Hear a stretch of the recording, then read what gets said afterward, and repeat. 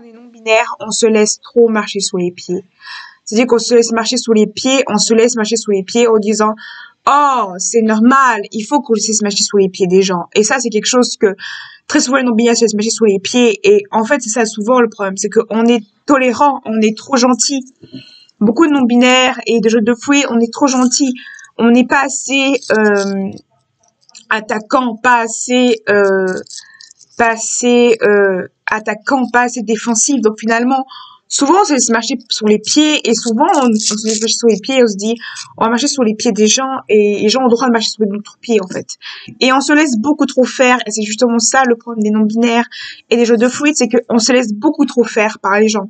C'est-à-dire qu'on va pas corriger les gens, on va être côté éducatif, mais dès que ça dépasse ça, dès qu'on va nous insulter, on va tendance à ne pas réagir aux choses. Plutôt que dire réagissez, plutôt que les trans, ils vont réagir en disant stop, arrêtez, ce n'est pas juste, il faut pas parler comme ça. Plutôt que les personnes de genre de feu et de nobilia vont pas réagir comme ça. Ils vont voir comme quelque chose de philosophique. Mais si vous laissez marcher sous les pieds, les gens vont pas tout simplement vous prendre au sérieux. Ils vont pas vous aider tout simplement parce que vous marchez sous les pieds.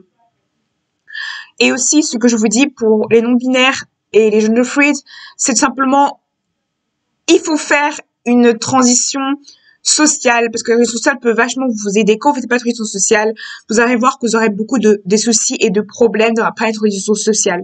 Ne vous laissez pas faire par les gens. Vous laissez pas faire insulter ou critiquer pour vous ce que vous faites. Parce que oui, c'est pas facile de jeter des affaires, de dire voilà, je suis une transition sociale, ce n'est pas facile. Mais il faut la faire. Parce que je dis pas, vous n'êtes pas obligé de le faire, mais ça peut vachement vous aider.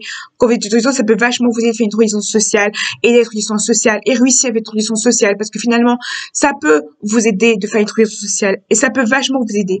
Le problème des jeunes de fruits, c'est que souvent, vous ne réagissez pas, et vous vous laissez insulter, vous ne vous laissez déjouer, vous vous laissez dire des names, sans vous dire, oui, à un moment ou à un autre, oui, les gens ne comprennent pas. On comprend, mais les gens vont vous manquer de respect pour ça, en fait.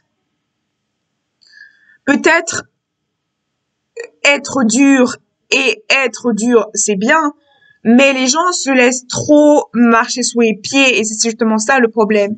Vous avez une transition sociale, et transition sociale peut-être être difficile, pas facile à faire, mais il faut la faire et il faut faire une transition sociale. Et même si c'est dur, même si vous aurez des médecins, chaque petite chose que vous faites est une victoire pour les autres non-binaires.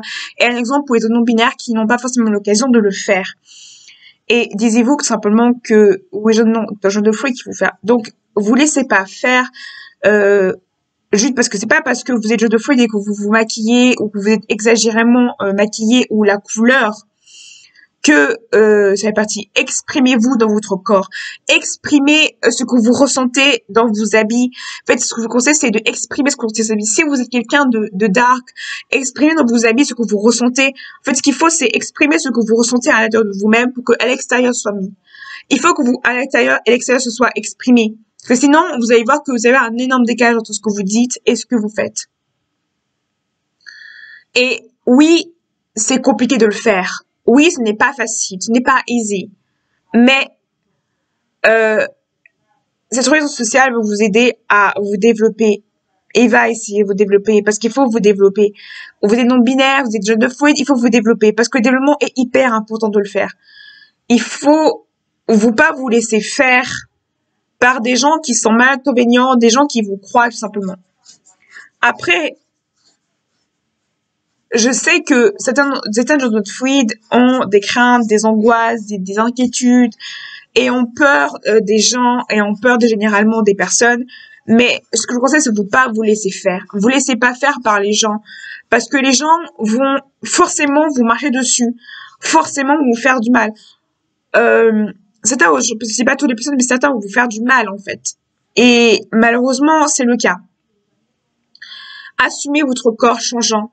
Si vous prenez la THS, assumez votre corps changeant. Assumez que votre corps est comment dire, assumez votre voix et votre corps. N'essayez pas de modifier votre voix juste parce que les gens vous ont dit de modifier votre voix. Parce que voilà, justement, j'ai décidé de arrêter de modifier ma voix pour justement vous plaisir. Donc, Voilà, j'ai arrêté de modifier ma voix pour justement faire plaisir aux gens. Donc ma voix réelle est comme ça en fait. Ça c'est ma voix réelle. Ça c'est réellement ma voix comment elle est en fait. Donc arrêtez de modifier votre voix et aussi peut-être essayez de physiquement changer. Par exemple, si vous changez physiquement votre manière de changer, et s'il faut que votre environnement soit changeant. Si vous changez pas votre environnement, vous allez voir que votre environnement va être pareil et genre vous allez poser des questions pareilles et du coup c'est ça le truc. Et le truc c'est faisait comprendre aux gens que votre environnement, faut changer votre environnement pour que votre environnement soit bien. Après, je sais que beaucoup de non-binaires et gender fluid aiment beaucoup se maquiller. Le maquillage est hyper important. Si vous êtes gender fluid, si vous voulez faire des colorations, faites-le. Si vous voulez vous maquiller ou vous habiller de manière excentrique, faites-le parce que ou profitez de faire des erreurs, tout ça, parce que forcément vous avez. Peut-être c'est dur de revivre son adolescence quand on est très âgé ou comme ça, c'est compliqué de revivre son adolescence. Mais profitez, dites-vous que c'est une chance de le faire et c'est ce que j'ai appris actuel. Je vous apprends ce que moi-même j'ai appris sur moi-même. C'est que on peut pas se fier que aux hormones. On peut pas se fier aux gens. On peut pas se fier aux gens parce que on se rend compte que quand on est non-binaire ou gender fluide, des fois on est seul, on n'a personne et que disait tout le monde on n'a personne. Et on se rend compte que personne n'est là avec nous, quand on se rend compte qu'on n'a personne du tout. Donc, je vous dis, est-ce que la communauté peut quand même des fois vous aider? Oui. Mais des fois aussi, elle peut aussi défavoriser pour beaucoup de choses. Mais quand peut-être vous allez vous énerver, mais je vous conseille aussi de vous pas vous laisser faire, de ne pas réagir à ces personnes-là, parce que plus vous réagissez, plus vous avez été, après, plus vous provoquez la personne, plus elle va mal réagir et tout ça. Voilà. Après, assumez. C'est pas parce que vous avez, c'est pas parce que non bien vous avez une poitrine, vous n'avez pas fait la mammectomie que la mamec, vous n'avez pas fait la mamec, que vous pouvez pas montrer tout ça. Vous avez le droit de montrer vos seins. Vous avez le droit d'être à torse nu. Vous avez le droit de porter votre package et d'assumer votre package. Vous avez le droit de porter des choses hyper profiter. Profiter de chaque début d'hormone parce que souvent, quand on est au début d'hormone, on profite pas assez de ces moments-là, en fait. Profitez. Profitez des moments où vous faites des pauses ou tout simplement. Vous avez le droit de tout simplement faire des pauses. Votre d'hormone thérapie, vous avez le droit de faire des pauses. Vous avez le droit de dire, je fais une pause, je veux faire une pause. Vous avez le droit de le faire. Vous avez tout à fait le droit de le faire. Et vous empêchez pas de vivre. Parce que je sais que on peut s'empêcher souvent de vivre sa vie parce qu'on est non-binaire et tout simplement. Peut-être les gens vont vous dire, oh, t'es trop obsédé pour ça, ta vie, tu que construire à ça. Mais en même temps, je vous dis une chose, chacun vit sa non-binarité de manière. Certains ont besoin de se rassurer, certains ont besoin d'être rassurés par d'autres choses. Certains ont besoin d'être rassurés sur leur non-binarité. D'autres n'ont pas besoin d'être rassurés parce qu'ils sont sûrs d'eux. D'autres ont des inquiétudes encore plus et des angoisses qui créent avec ça. Ce qu'il faut, c'est vraiment vous rassurer. Moi, par exemple, d'avoir ma THS avec moi tout le temps me rassure. D'avoir mon dossier me rassure. Quand j'ai pas ça, je suis pas rassurée. Et je sais dire ça, mais juste, vous savez que beaucoup de choses peuvent changer le comportement des gens. Juste, vous utilisez des pronoms neutres, même s'ils connaissent pas les pronoms exclusifs. Juste, vous jouerez masculin sur vous-même, va faire que les gens vont changer. Juste, en changeant des vêtements, vous allez voir que les gens vont changer. Juste, en essayant de faire du sport, vous allez voir que votre champ va changer. Beaucoup de choses peuvent faire changer votre manière, votre habillage, votre comportement, votre ambiance, peut changer beaucoup de choses. Et profitez de faire une vie. Moi, quand je me suis fait tatouer, je me suis dit, je vais me faire tatouer maintenant, pas plus tard. Parce que je me suis dit, je vais pas faire ça pour les gens, je fais ça pour moi. Et j'ai profité et je regrette pas du tout de m'avoir fait tatouer et genre, je regrette pas de mon tatouage, du tout. Mais justement, profitez de faire une vie que vous voulez faire et pas une vie que les gens ne voudraient pas de vous. Parce que très souvent quand on est non-binaire, on s'empêche de vivre parce qu'on a tout simplement, au début de transition, je pense que certains non-binaires s'empêchent de vivre parce qu'ils ont peur de tout. Ils ont peur des critiques, ils ont peur des gens, ils ont peur. Empêchez pas vous de vivre parce que moi, je dirais que l'erreur que j'ai fait très couramment, c'est de m'empêcher de vivre pour ça, m'empêcher de faire des expériences, m'empêcher d'expérimenter parce que j'étais trop coincée. Des fois, quand on est non-binaire, ou gens de fouille, dans des stressants, sont coincés, genre, ils sont coincés dans leur style de base et ils osent pas, en fait.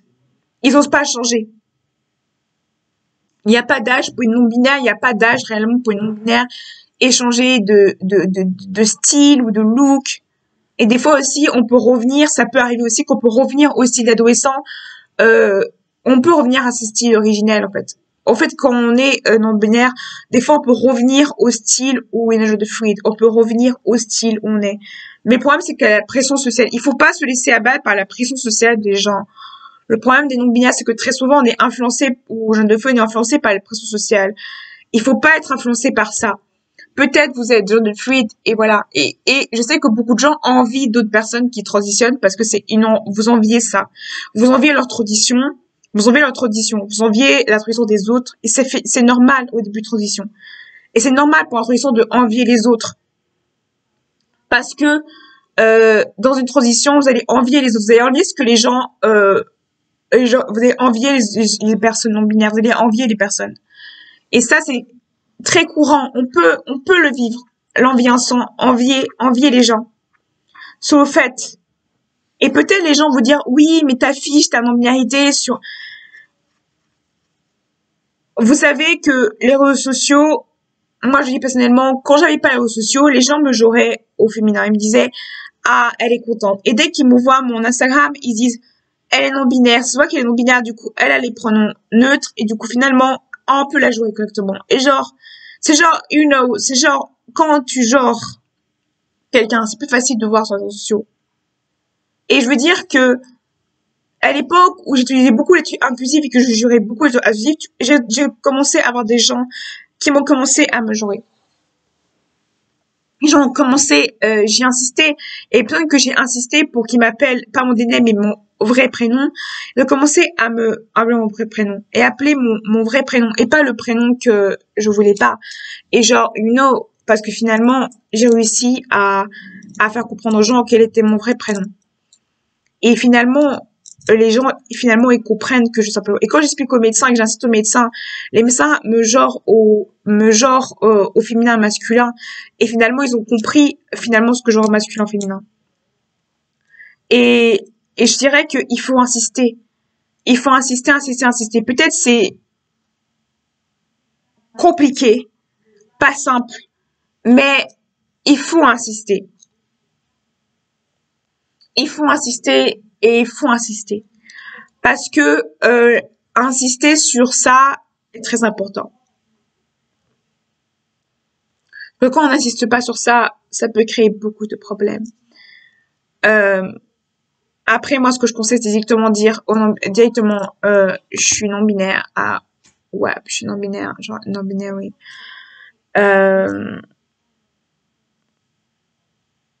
Directement dire que je suis non-binaire, genre.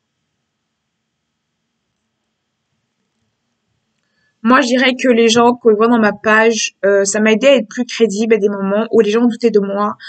Quand les gens doutent de moi, ils voient que socialement, dans mes réseaux sociaux, on peut enquêter sur mes réseaux sociaux, comme je suis, on peut voir que les gens me considèrent comme non-binaire et du coup, socialement, dans mes réseaux sociaux et tout ça, quand les gens ont des doutes de moi, ils peuvent regarder mes réseaux sociaux et ma manière de me comporter et ma manière de me comporter et je comprenais pas pourquoi les gens de ma manière de me comporter me disaient ah mais j'ai pas remarqué que t'es non-binaire ou ah ouais t'es non-binaire mais je remarque pas trop que t'es non-binaire et en fait je comprenais pas pourquoi les gens avaient cet avis-là sur moi et j'ai compris plus tard que c'était le fait que ma manière de m'habiller faisait que finalement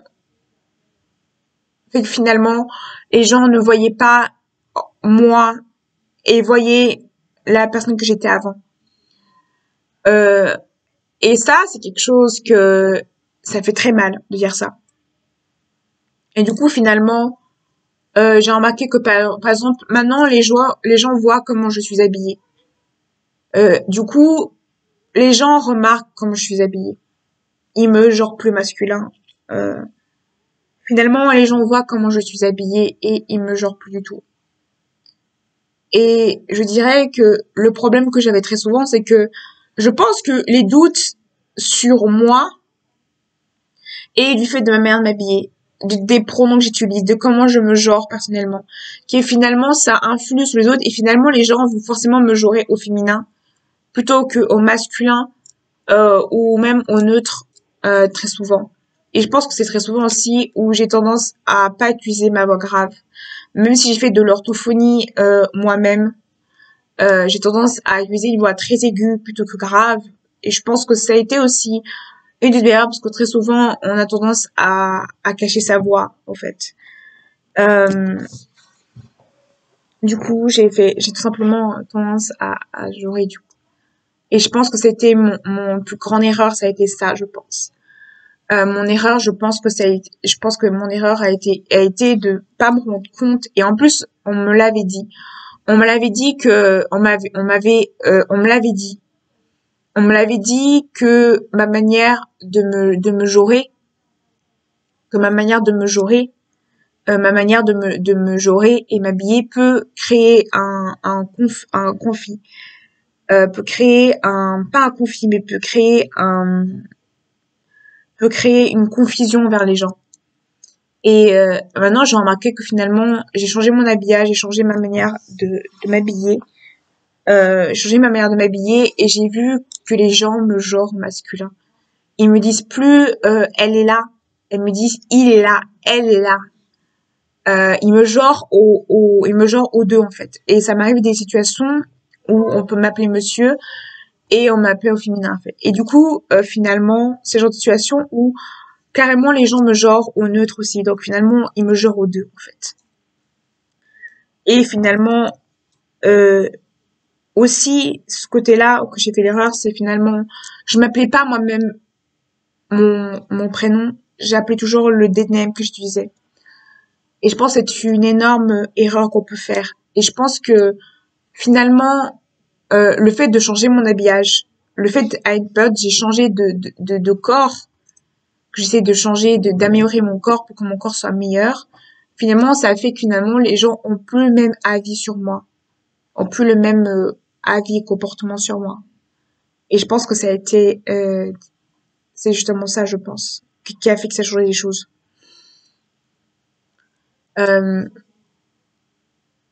je pense que c'est justement ça aussi qui a fait que mon corps a changé. Et je pense que c'est aussi ça.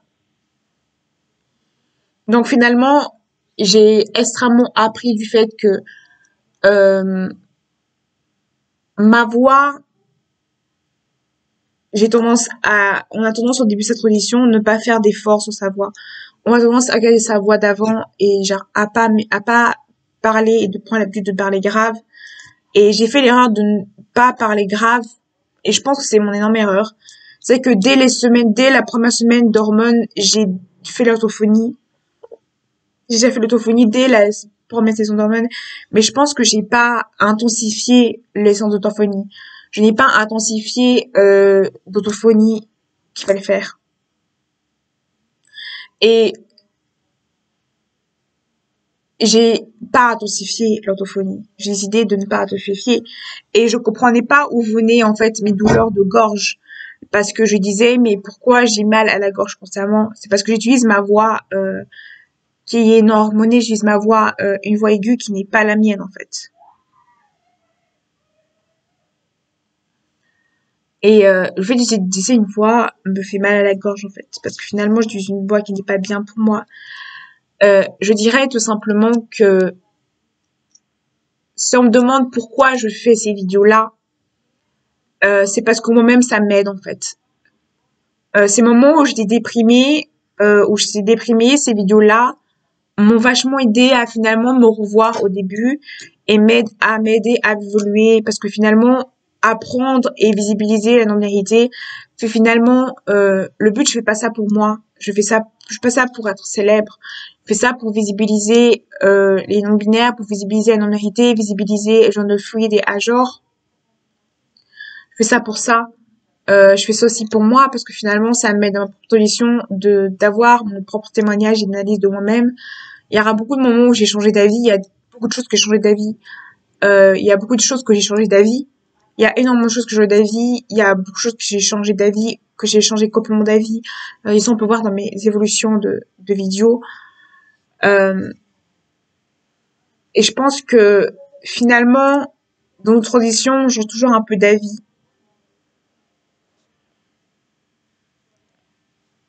Et c'est vrai que très souvent, on comprend pas. Des fois, dans notre transition, on peut dire des choses. Et au début, on ne comprend pas ce que les gens vont nous dire, en fait. Des fois, on peut nous dire quelque chose, on peut nous faire une remarque. Et moi, on m'a fait justement la remarque. Et je n'avais pas écouté cette remarque parce que je pensais ne pas être concernée. Et je sais que ces personnes-là voulaient juste mon bien pour moi. Et je me suis pas rendu compte de tout ça. Et je pense aussi que le fait de avoir accepté ma voix grave et d'avoir accepté de changer physiquement mon corps et d'avoir décidé aussi de changer physiquement mon corps et d'avoir décidé de changer mon corps physiquement, d'avoir changé physiquement mon corps et d'avoir changé physiquement mon corps et décider aussi d'accepter mon corps comme il est et d'accepter que mon corps n'a plus les mêmes sensations, n'a plus les mêmes choses, fait partie de la transition. Et même hormoné ou non hormoné, il faut accepter son corps comme il est. Et il faut essayer de changer de voie, de faire une transition sociale. Parce que finalement, quand on est hormoné, on se rend compte que simplement... Et je dirais que beaucoup de gens se moquent de ces personnes-là qui même en transition, se préparent et auto-préparent leur hormonothérapie. Mais ces personnes-là qui se auto-préparent ont plus de choses à apprendre. Ils ont plus de facilité à le vivre. Et je pense qu'on a tendance aussi à pas être assez relax dans cette transition. Je pense aussi que ce qu'il faut, c'est être détendu, être relax. Des fois, on se pose trop de questions et ça nous donne mal à la tête parce qu'on se pose trop de questions en transition. Du pourquoi, du comment, de savoir ce qu'on voudrait réellement dans une transition. Euh, voilà. Après, je dirais que j'avais un avis très arrêté sur les chirurgies. J'avais une idée très arrêtée sur les chirurgies. J'avais une idée hyper arrêtée sur les chirurgies. J'avais une idée arrêtée sur les chirurgies. J'avais une idée hyper arrêtée. J'avais une idée arrêtée sur les chirurgies. J'avais une idée arrêtée et une idée hyper arrêtée sur les chirurgies. Et toujours une idée assez arrêtée parce que j'étais à une époque contre chirurgie. J'étais quelqu'un à une époque qui ne voulait pas de chirurgie. Qui ne voulait pas de chirurgie. Qui ne voulait pas de chirurgie. Parce que pour la personne que j'étais avant, la chirurgie était limée de superficialité et tout ça. Et pour moi, je me disais, j'aime mon corps comme il est, je veux pas faire de chirurgie, qu'est-ce que ça sert, en fait? Et finalement, est-ce que faire une chirurgie, c'est quelque chose de mauvais ou pas? Non. J'avais une idée hyper arrêtée sur les chirurgies. J'avais une idée arrêtée sur les chirurgies. Et en fait, j'ai directement dit non à la chirurgie sans me poser réellement la question en réel, en fait, au profond. Et en fait, quand on a pas une discussion, on a tendance à penser que tout est acquis. Quand on a fait une longue cohésion, on a toujours pensé que tout est acquis. En fait, rien n'est acquis. De les transitions, rien n'est acquis. C'est-à-dire que tu penses que c'est acquis, mais tu pas acquis. Moi, je pensais que tout était acquis au niveau social. Et je me rends compte que rien n'était acquis, en fait. Et du coup, que quand tu grandis, ce n'est plus pareil que quand tu étais à les débuts de transition. Et que rien n'est acquis, en fait. Et que, voilà. Moi, j'étais contre chirurgie à l'époque. J'étais contre chirurgie parce que j'avais peur, parce que je craignais, parce que j'avais peur, parce que je craignais, parce que j'étais angoissée par ça, parce que je pensais que les chirurgiens n'étaient pas capables sur ça. Et finalement, je me suis arrêtée dans un truc. Je me suis pas posé la question profondément. Je me suis juste dit, je veux pas de chirurgie. Sans poser la question de, je ne veux pas. Et c'est pareil pour la fertilité. Je me suis dit, je ne veux pas de fertilité. Ça ne sert strictement à rien. Je ne veux pas. Et du coup, je me suis arrêtée dans un truc de non fertilité, non fertilité, euh, non d'avoir un enfant. Et j'étais très arrêtée. En fait, j'étais hyper arrêtée sur ça. Je me suis beaucoup arrêtée sur ça. Et je pense que j'avais juste peur de le faire et je pensais en fait j'avais tout le temps dans ma vie. Je pensais que j'avais tout le temps dans ma vie, que ça allait pas me toucher, que ça allait pas changer de ma vie. Je pensais que ça allait tout prendre le temps. Et même pour les hormones, je pense aussi que le fait que j'étais contre hormones faisait que finalement euh, j'avais tellement peur de ce qui pouvait se passer et je trouvais ça tellement compliqué, tellement pas simple que finalement je me suis dit je ne le veux pas. Et je pense que mon idée hyper arrêtée sur je ne veux pas, ce n'est pas possible et je veux pas du tout. Je pense que c'était une longue réflexion en disant de je ne veux pas. Je pense que les gens qui sont opposés aux hormones certains ont cette peur et cette crainte que ce soit compliqué. Ils ont peur de regretter et de pas se rendre compte de leur réalité, de pas se rendre compte des émotions, du corps, tout ça. Et moi, j'avais très peur de ça. J'avais peur d'être transitionner, j'avais peur de regretter, j'avais peur de tomber sur une phase. J'avais peur que ce soit une phase, j'avais peur que ça disparaisse, j'avais peur que les effets disparaissent. Tout ça, c'était mes peurs à l'époque. Et je pense aussi même au niveau de chirurgie, j'avais peur que les chirurgies ratent, que je sois pas bien, que ça se réussit pas. Et du coup, j'avais peur de tout ça. J'avais peur de faire des chirurgies, euh, pas au niveau de la poitrine, de la partie intime, que j'ai pas envie du tout de faire. J'ai pas besoin de ça. Mais plus tout ce qui est affinage du corps, en fait, tout ce qui est affinage du corps. Et j'avais très peur de ça. J'avais extrêmement peur de le faire. J'avais peur. C'est pas parce que je le voulais pas. Euh, il y avait une période où je le voulais. Sauf que j'ai juste essayé de le cacher dans des milliers de choses de non, non, non. Aussi, je pense aussi qu'infertilité et avoir pas d'enfant, c'était comme une envie, c'est comme une peur d'avoir le réel, en fait. Une peur du réel, une peur de réaliser. Et je pense, en fait, j'avais tellement, inconsciemment, je pensais que j'avais arrivé le temps dans ma vie, il arriverait jamais de rien, que finalement, j'aurais tout le temps dans ma vie. Je pensais que ma vie, j'aurais tout le temps le temps dans ma vie, que ma vie aura toujours le temps, j'aurai le temps dans ma vie de le faire.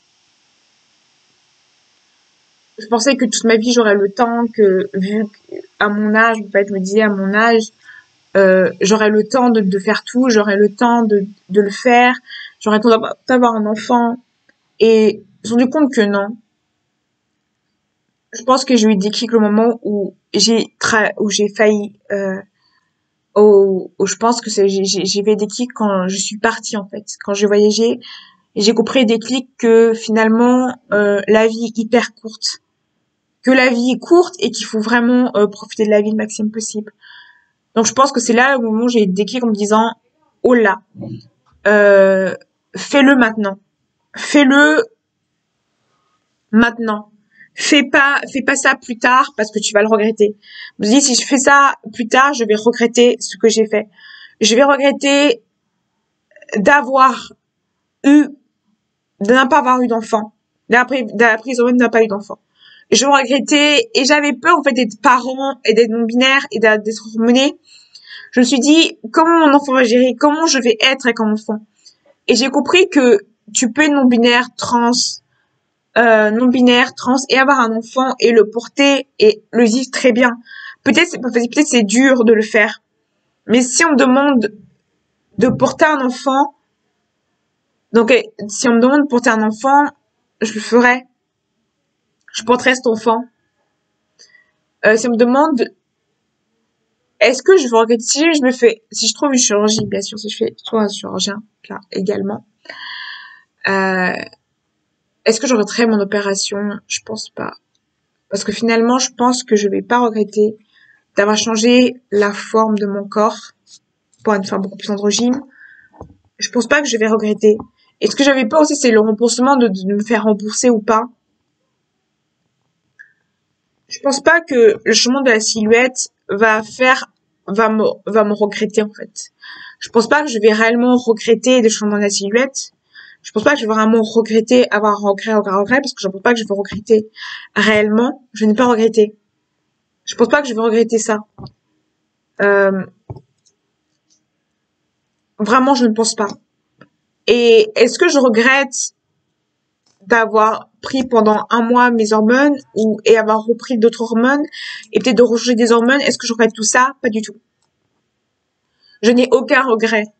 Parce que je pense que tout ça, ça a changé ma vie, ça a changé ma vision des choses, ça a changé sur moi, j'ai appris sur moi, j'ai appris que socialement et mentalement, on peut apprendre. J'ai appris en tant que femme et en tant qu'homme, que finalement, euh, la transition, une femme, c'est pas juste. J'apprends une femme, ce n'est pas juste, les habits, les vêtements, c'est aussi, une transition sociale, et un transition sociale au niveau de la femme, au niveau corporel. Et je pense aussi que c'est au niveau corporel, au niveau social, au niveau vestimentaire, qui définit la femme en général et le ressenti de la femme et de l'homme. Et je pense que finalement, c'est ce que j'ai appris réellement, c'est que finalement, quand tu es bien dans ta peau, il y a des choses où finalement ce n'est plus important pour toi. Avoir des gens toxiques, de pas avoir d'amis, de pas avoir de famille, ce n'est plus important pour toi parce que finalement tu as toi-même, donc finalement ça suffit largement d'être toi-même. Et je pense que finalement aussi, si on me demande est-ce que je regrette d'avoir fait tout ça, d'ailleurs ce 16/09/2020, est-ce que je regrette? Non. Je regrette pas que cette année, le 9/16/2021, ça sera mes un an sauté. Est-ce que je vais regretter? Pas du tout. Est-ce que les mois suivants, je vais regretter? Pas du tout. Je ne vais pas regretter tout ça parce que finalement, c'est trop tard. J'ai déjà la voix qui a baissé, j'ai déjà le corps qui n'a pas changé. Mon corps, santé avec T, reste pareil parce que finalement, mon corps change. Il y a des effets qui sont pas partis. Ils ne partent pas avec moi. Je regrette pas du tout. Je regrette pas d'avoir fait sauter, je ne regrette pas du tout. Je ne regrette pas du tout. Peut-être actuellement je suis une période un peu sombre où c'est pas facile pour moi, mais je pense que voilà. Est-ce que je regrette cette pause dans ma transition? Ces deux pauses que j'ai fait ma transition? Non, je regrette pas. D'avoir fait deux pauses de transition, je regrette pas du tout d'avoir fait des pauses. Au contraire, je remercie d'avoir fait des pauses autant parce que finalement ça m'a fait réfléchir sur ce que réellement ma motivation sur ma transition. Euh, et je pense aussi que finalement, on justifie beaucoup. Je dirais que c'est souvent très important en tant que femme et en tant qu'homme de se rendre compte que finalement, tu n'es pas juste réfléchir que simplement, les transitions sociales peuvent beaucoup changer ton milieu. Moi, je dirais que finalement, changer physiquement, mentalement, finalement, que j'ai eu ce que je voulais comme vie. Je pense que sans ça, j'aurais pas eu la vie que je mène actuellement. Même si ma vie n'est pas parfaite, bien sûr, elle est pas parfaite, ma vie n'est pas du tout parfaite, mais au moins, je pense que le changement corporel, physique et mental peut changer beaucoup la vie de quelqu'un, peut changer son milieu et les rencontres qu'il peut avoir parce qu'il a confiance en lui. Et en fait, on se retrouvera dans un an après. On se retrouvera pas un an après, mais on se retrouvera et ma chaîne YouTube m'a beaucoup apporté. M'avait beaucoup apporté. M'avait beaucoup apporté et c'est grâce à vous aussi que j'ai la force même si vous êtes dans des écrans, les gens qui like juste, vous m'apportez beaucoup de choses que finalement vous me donnez cette force de me battre, de pas me lâcher les faire et de me pousser à faire des vidéos et même les gens qui font des TikTok, merci. Parce que c'est grâce à vous, finalement, vous m'aidez à me pousser. C'est TikTok, grâce à TikTok, à Instagram, les gens qui m'aident, ça me pousse à aider une autre personne et ma communauté, que je remercie aussi parce que finalement, et les médecins aussi. Aux médecins, aux gens qui me suivent. Parce que finalement, je pense que finalement, sans vous, des moments, je n'aurais pas tenu le coup. Sans ma famille, j'aurais pas tenu le coup de tout ça. Je pense que j'aurais pas tenu le coup et je pense aussi que YouTube m'a beaucoup apporté. Finalement, de voir ma transition évoluer m'aide finalement à comprendre que j'ai beaucoup évolué, que j'ai beaucoup avancé dans ma transition. Et oui, c'est pas facile, mais ça vaut la peine de le faire. Et même en tant qu'homme ou femme, de remettre en question sur sa masculinité ou sa féminité, ou même en question sur sa personne. Je pense aussi que ce qui peut apporter dans le milieu de riches et de richesse, Je pense aussi c'est de changer son propre milieu, de changer sa mentalité, sa pensée pour avoir l'abondance dans sa vie. Ça joue beaucoup sur ça aussi, je pense. Voilà, c'est tout pour cette vidéo et à bientôt. Joyeux Saint-Valentin. Voilà, joyeux Saint-Valentin et c'est ma première Saint-Valentin sautée. Donc, même si je suis plus sautée, mais ça fait ma première Saint-Valentin avec Mathé. Voilà, donc joyeux Saint-Valentin. J'espère que vous aurez plein d'amour et tout ça. J'espère que peut-être d'autres personnes qui sont abonnées comme moi faire le premier Saint-Valentin. J'espère que ce sera votre beauté avec vous. Voilà. On se retrouve demain pour une nouvelle vidéo demain.